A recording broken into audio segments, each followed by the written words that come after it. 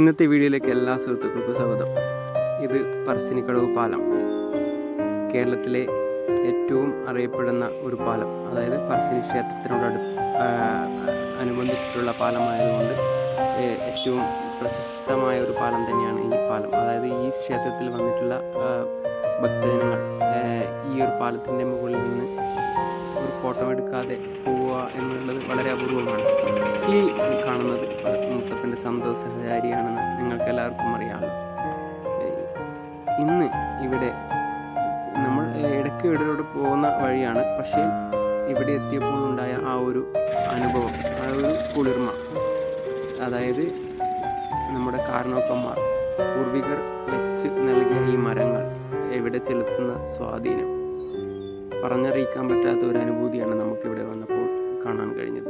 അപ്പോൾ നിങ്ങൾ ഈ നായ പോലും അവിടെ വിശ്രമിക്കുന്ന അവസ്ഥ, വഴിപോക്കർ അവിടെ കുറച്ച് സ്പെൻഡ് ചെയ്യുന്ന അവസ്ഥ, വാഹനങ്ങൾ അവിടെ കുറച്ച് സമയം പാർക്ക് ചെയ്തുകൊണ്ട് പോകുന്ന അവസ്ഥ.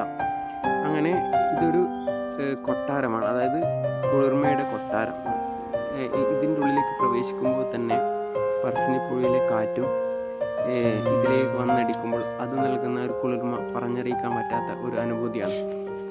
ഇന്നത്തെ കാലത്ത് കാലാവസ്ഥാ വ്യതിയാനവും ആഗോളതാപനവും ചൂട്, അതായത് വരൾച്ച എന്നൊക്കെ പറയുമ്പോൾ ഇതിനൊക്കെ അതിജീവിക്കുവാൻ വേണ്ടി നമ്മൾക്ക് പ്രകൃതി ഒരുക്കി തന്ന ഒരു വലിയ ഇതാണ് മരങ്ങൾ. ആ മരങ്ങൾ ഇന്ന് എത്രമാത്രം നമ്മുടെ നാട്ടിൽ നിന്ന്, അതായത് പുതിയ ജനറേഷനിലുള്ള ആൾക്കാർ മരം വെച്ച് പിടിപ്പിക്കുന്ന കാഴ്ച വളരെ അപൂർവമായ കാണുന്ന ഇതിലാണ് ഇന്ന് ഈ കണ്ട ഒരു, അതായത് നിങ്ങൾക്കത് ഇവിടെ വന്നിട്ടുള്ളവർക്കത് ഫീൽ ചെയ്തിട്ടുണ്ടാകുമെന്ന് ഞാൻ കരുതുന്നു. ഇതിൻ്റെ ഉള്ളിൽ നിരവധി കച്ചവടക്കാരുണ്ട്, യാത്ര പോകുന്നവർ ഇത് ചെയ്തിട്ടുണ്ട്. അങ്ങനെ ഇതൊരു അനുഭൂതിയാണ്. ഇത് തനിയെ അവിടെ കിളിർത്തു വന്നതാണോ, അല്ലെങ്കിൽ ഏതെങ്കിലും ഒരു മനുഷ്യൻ, അതായത് നാളത്തെ ഒരു ഇതിന് വേണ്ടിയിട്ട് അവിടെ ഉണ്ടാക്കിയതാണോ എന്നുകൊണ്ട് നമുക്കറിയില്ല. പക്ഷേ ഇത് സംരക്ഷിച്ച് നിർത്തിക്കൊണ്ടുള്ള ഒരു വികസനം അവിടെ കൊണ്ടുവന്നതുകൊണ്ട് നമ്മൾക്ക് ഇന്ന് ഉപയോഗിക്കാൻ പറ്റി. ഇത് നാളെയും ഉപയോഗിക്കാൻ പറ്റുന്ന രീതിയിലായിക്കോട്ടെ എന്നുള്ളത് ഒരു കാഴ്ചപ്പാട് നമ്മളെല്ലാവർക്കും ഉണ്ടാവട്ടെ എന്നും കൂടി പറഞ്ഞുകൊണ്ട്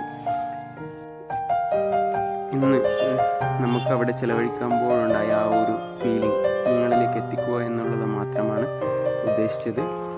അതായത് പ്രകൃതിയും മനുഷ്യനും നമ്മുടെ ആരോഗ്യവും ഒക്കെ ഉള്ള ഒരു കൂടിച്ചേരൽ മാത്രമാണ് നമ്മുടെ അടുത്ത തലമുറയ്ക്കുള്ള ഒരു ആവാസ വ്യവസ്ഥ നമുക്കിവിടെ നിലനിർത്തിക്കൊണ്ടുപോകാൻ കഴിയുമെന്ന് പറഞ്ഞുകൊണ്ട് ഇന്നത്തെ വീഡിയോ ഇവിടെ അവസാനിപ്പിക്കുകയാണ്.